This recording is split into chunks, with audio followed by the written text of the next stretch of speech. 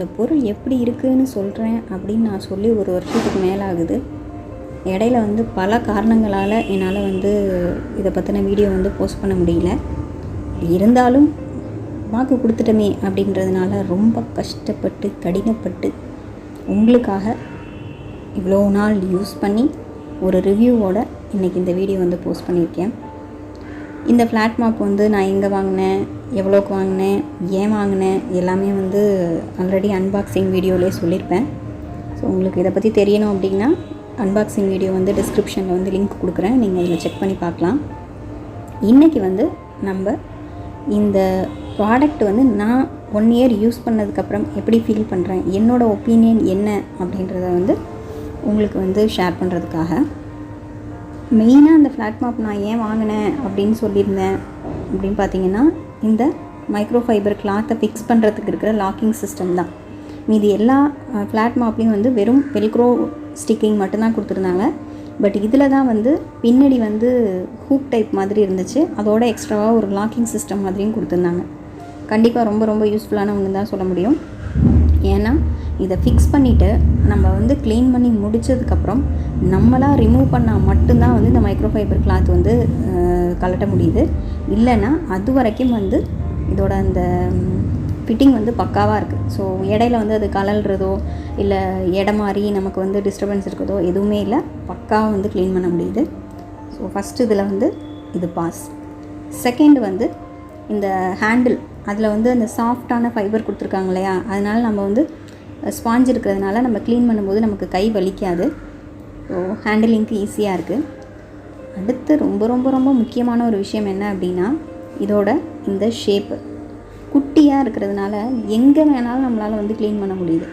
நீங்கள் பார்த்தாலே தெரியும், இந்த வாஷிங் மிஷினு அதுக்கு பக்கத்தில் இருக்கிற ஏரியாலாம் வந்து அவ்வளோ சீக்கிரம் நம்மளால் ரீச் பண்ணி க்ளீன் பண்ண முடியாது. அதுவும் இந்த நார்மலாக நம்ம வச்சுருக்கோம் இல்லையா ரவுண்ட் ஷேப்பு, அந்த மாதிரி மாப்பு வந்து இந்த மாதிரி ஏரியாவுக்குள்ளே நுழையாது. ஆனால் இது வந்து ரொம்ப ஃப்ளாட்டான ஷேப்பில் இருக்கிறதுனால இந்த டிவிக்கு பின்னாடி இருக்கிற ஏரியா, கீழே இருக்கிற ஏரியா, வாஷிங் மிஷினுக்கு கீழே இருக்கிற ஏரியா, சைடில் இருக்கிற ஏரியாலாம் வந்து ரொம்ப ஈஸியாக வந்து க்ளீன் பண்ண முடியுது. ஸோ என்னோடய அடுத்த எக்ஸ்பெக்டேஷனும் வந்து இந்த இடத்துல வந்து மீட் ஆச்சுன்னு தான் சொல்லுவேன். ஏன்னா ரவுண்டு மாப் வச்சு க்ளீன் பண்ணும்போது இந்த ஏரியாலாம் வந்து க்ளீன் பண்ணுறது ரொம்ப ரொம்ப கஷ்டமாக இருக்கும். இதை க்ளீன் பண்ணணுன்னா அந்த டிவிக்கு பின்னாடி இருக்கிற அந்த ஏரியா வந்து நம்ம நகர்த்திட்டு க்ளீன் பண்ணால் மட்டும்தான் க்ளீன் பண்ண முடியும். அதே மாதிரி தான் வாஷிங் மிஷினுக்கு பின்னாடியும் வந்து அதை முன்னாடி நகர்த்தி பின்னாடி நகர்த்தி அப்படி தான் வந்து க்ளீன் பண்ண முடியும். ஸோ அதெல்லாம் வந்து ஈஸியாக வந்து இதில் வந்து வேலையை வந்து ஈஸியாக்கிடுது இந்த ஃப்ளாட் ஷேப்பில் இருக்கிறதுனால. அடுத்தது பார்த்திங்க அப்படின்னா இன்னொரு முக்கியமான விஷயம், நம்ம அந்த ரொட்டீன் மாப் இருக்கு இல்லையா, அது நம்ம எவ்வளோ புளிஞ்சாலும் அதில் இருக்கிற தண்ணியை வந்து ஈஸியாக நம்மளால் வந்து ஃபுல்லாக வந்து ட்ரைன் பண்ண முடியாது. ஸோ தண்ணி கொஞ்சம் அதிகமாக இருந்ததுனாலும் நம்ம க்ளீன் பண்ணி முடித்ததுக்கப்புறம் பார்த்திங்கன்னா அங்கங்கே ஒயிட் கலரில் வந்து பேட்சாக தெரியும், திட்டாக தெரியும். ஸோ அந்த ஒரு இதுவும் வந்து இந்த மாப்பில் வந்து கம்ப்ளீட்டாக இல்லை. ஏன் அப்படின்னா இந்த பக்கெட்டில் இருக்கிற அந்த 2 ஏரியா இருக்கு இல்லையா, 2 டிவிஷன் இருக்குது. அதில் ஒன்றில் வந்து நம்ம வந்து தண்ணி ஃபில்லப் பண்ணி இந்த கிளாத்தை வந்து அதில் வந்து நம்ம டிப் பண்ணி க்ளீன் பண்ணி யூஸ் பண்ண போகிறோம். அதுக்கான ஒரு ஏரியா. அதுக்கு அடுத்த ஏரியா என்ன அப்படின்னு பார்த்திங்கன்னா, இந்த வாட்டரை வந்து ட்ரைன் அவுட் பண்ணுறதுக்காக ஒரு ஸ்குவீசிங் பிளேட் மாதிரி கொடுத்துருக்காங்க. ஸோ இந்த 2ம் இருக்கிறதுனால நீங்கள் வந்து இப்போ யூஸ் பண்ணிவிட்டு அந்த தண்ணியில் டிப் பண்ணும்போது இந்த கிளாத் வந்து க்ளீன் ஆகுது. அதில் இருக்கிற ஒரு மாதிரி டீத் மாதிரி இருக்கிற இந்த சிஸ்டத்தினால.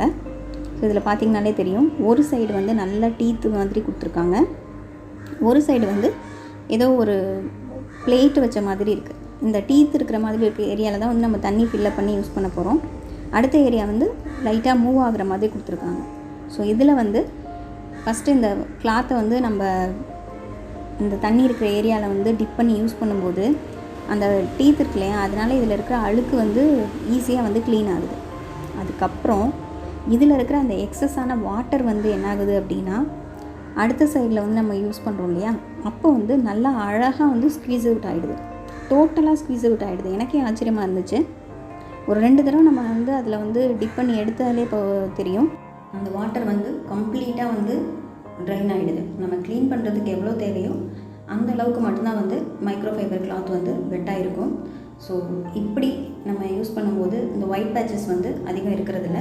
க்ளீன் பண்ணதுக்கப்புறம் பார்க்குறதுக்கு வந்து நல்ல நீட்டாக இருக்குது.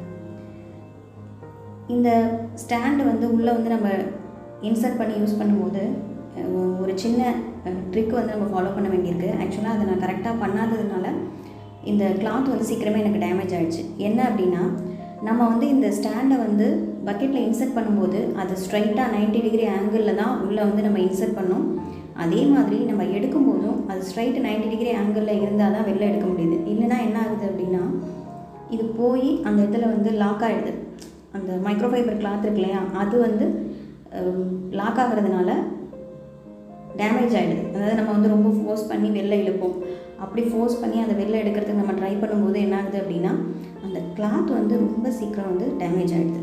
ஸோ இதுக்கு என்ன பண்ணணும் அப்படின்னா, எனக்கு கொஞ்ச நாளைக்கு அப்புறம் தான் தெரிஞ்சிச்சு, நம்ம ஸ்டாண்டு வந்து இன்சர்ட் பண்ணுறோம் இல்லையா, இன்சர்ட் பண்ணும்போதும் 90 டிகிரியில், அதாவது கம்ப்ளீட் ஸ்ட்ரைட்டாக வந்து அது வந்து அந்த ஹோலில் வந்து இன்சர்ட் ஆகணும்.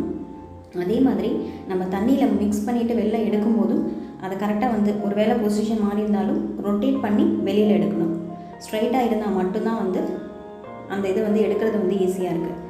இந்த மெத்தட் வந்து ஃபாலோ பண்ணும்போது அதுக்கப்புறம் எனக்கு வந்து அந்த கிளாத் வந்து டேமேஜ் ஆகலை.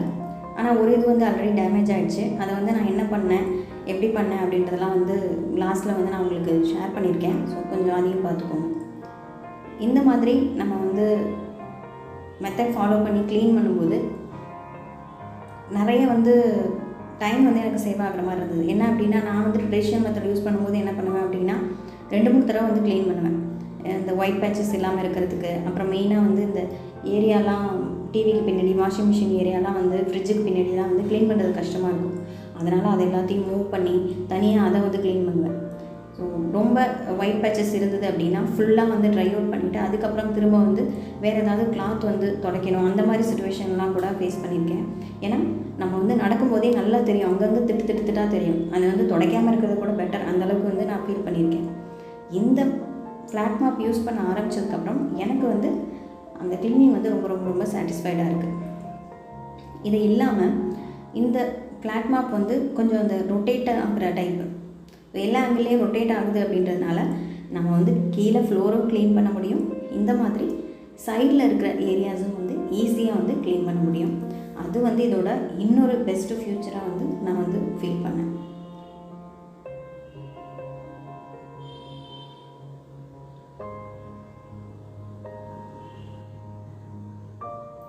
இந்த ஃப்ளாட் மாப் வந்து எக்ஸ்டெண்டபிள் டைப்பு, அதாவது நமக்கு வேணுன்ற அளவுக்கு லென்த் வந்து இதில் வந்து அட்ஜஸ்ட் பண்ண முடியுது. அதனால் க்ளீனிங் வந்து நார்மல் விட இன்னும் கொஞ்சம் நம்மளால் வந்து ஃபாஸ்ட்டாகவும் ஈஸியாகவும் கன்வீனியண்ட்டாகவும் பண்ண முடியுது. இப்போ இதில் பார்த்திங்கன்னா பெட் சைடு அந்த காட்டோட அனதர் சைடில் வந்து கேப்பு வந்து கம்மி தான். ஸோ இந்த மாப் வச்சு க்ளீன் பண்ணும்போது எனக்கு ஈஸியாக இருந்தது. இன்னொரு பெஸ்ட்டு இந்த காட்டுக்கு அடியில் க்ளீன் பண்ணுறது, அதுவும் வந்து இந்த ஃப்ளாட் மாப் வச்சு க்ளீன் பண்ணுறது எனக்கு ரொம்ப ரொம்ப ரொம்ப சாட்டிஸ்ஃபைடாக இருக்குது.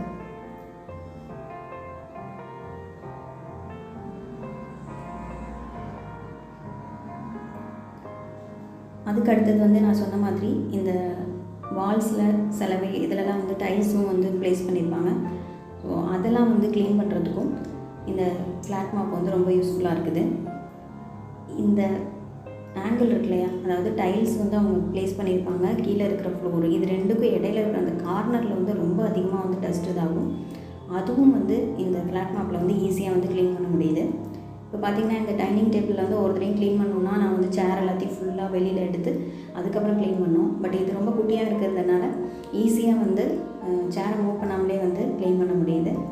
ஸோ இதுவும் வந்து எனக்கு ரொம்ப ஒரு யூஸ்ஃபுல்லான ஒரு ஃப்யூச்சராக வந்து தெரியுது. இதில்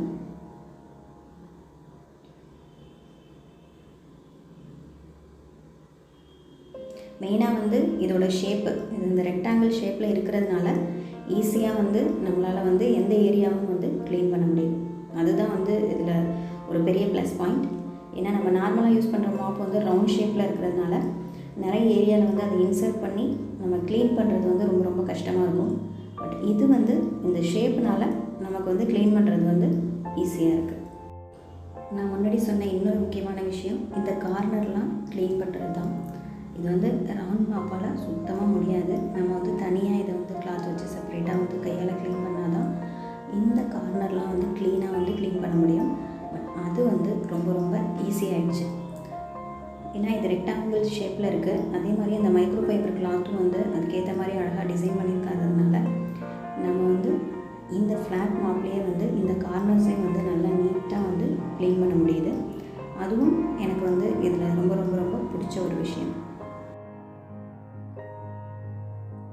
முன்னாடியே சொன்ன மாதிரி நான் வந்து கரெக்டான மெத்தடில் யூஸ் பண்ணாததுனால இந்த மைக்ரோ ஃபைபர் கிளாத் வந்து ஒரு இது வந்து ரொம்ப டேமேஜ் ஆகிடுச்சு. அதாவது இன்னொரு காரணம் என்ன அப்படின்னா, பேக் சைடில் வந்து நம்ம வந்து லாக் பண்ணுறதுக்காக வந்து கிளாத்து வந்து ஒரு 3 பேட்ச் மாதிரி கொடுத்துருக்காங்க. அது வந்து மைக்ரோ ஃபைபர் கிளாத்தோட கம்பேர் பண்ணும்போது ரொம்ப ரொம்ப வந்து ஒரு என்ன சொல்லலாம், குவாலிட்டி வந்து ரொம்ப கம்மி தான். அதனால் நம்ம ரொம்ப பார்த்து ஹேண்டில் பண்ணோம். அப்படி இல்லை அப்படின்னா இது வந்து சீக்கிரம் வந்து டேமேஜ் ஆகிடுது. ஸோ இது டேமேஜ் ஆகிடுச்சு அப்படின்னா இந்த மைக்ரோ ஃபைபர் கிளாத் வந்து அதுக்கப்புறம் நமக்கு வந்து யூஸ் ஆகாது. ஸோ எனக்கு வந்து ஃபஸ்ட்டு ஹேண்டில் பண்ணும்போது சரியாக ஹேண்டில் பண்ணாததுனால இது வந்து ரொம்ப ஈஸியாக வந்து டேமேஜ் ஆகிடுச்சு. இந்த ஒரு இது மட்டும் நம்ம திரும்ப வாங்கினோம் அப்படின்னா 400 ருபீஸ் சம்திங் வருது. ஆனால் இந்த இது கரெக்டாக இருந்தது அப்படின்னா மைக்ரோ ஃபைபர் கிளாத் வந்து நம்ம ரொம்ப நாளைக்கு யூஸ் பண்ணலாம். இது டேமேஜ் ஆனதுனால நான் என்ன பண்ணேன் அப்படின்னா, இந்த இதை வந்து ஃபுல்லாக எடுத்துகிட்டு திரும்ப வந்து நான் வந்து கிளாத்தில் வந்து இதே மாதிரி ஸ்டிச் பண்ணிட்டேன்.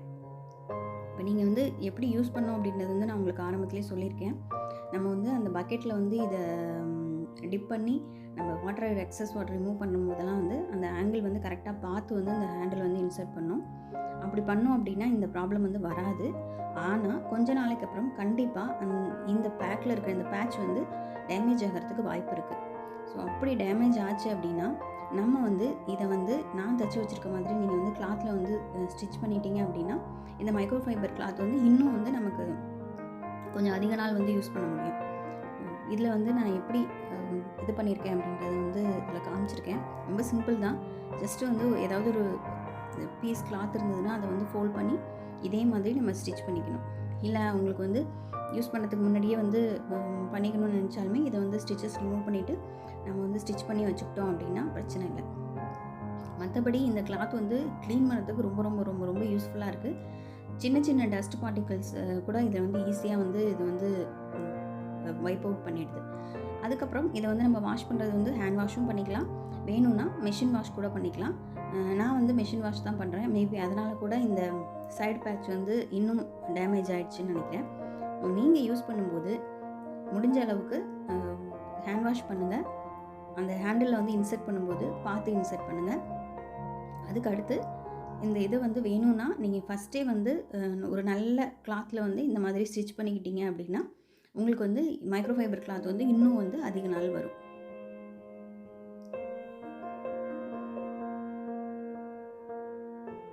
இப்படி தான் வந்து இதை வந்து நான் வந்து ஸ்டிச் பண்ணி வச்சுருக்கேன்.